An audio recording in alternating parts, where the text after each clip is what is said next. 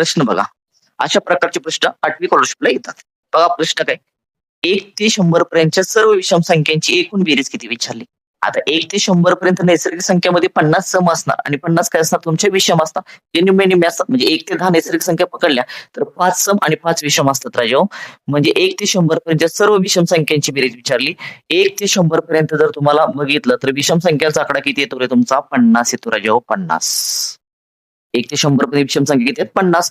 मग काय करायचं? क्रमागत संख्येची जर बेरीज विचारली असेल विषम संख्येची, तर एकूण संख्या किती आहेत? 50. त्या 50चा फक्त वर्ग करायचा राजाओ. 50चा काय करायचा? वर्ग करायचा. वर्ग करणे म्हणजेच काय?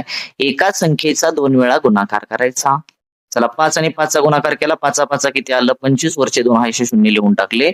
म्हणजे 1 ते 100 पर्यंतच्या सर्व विषम संख्यांची बेरीज आली 2500. पुढे दिसतं ऑप्शन मध्ये ऑप्शन क्रमांक.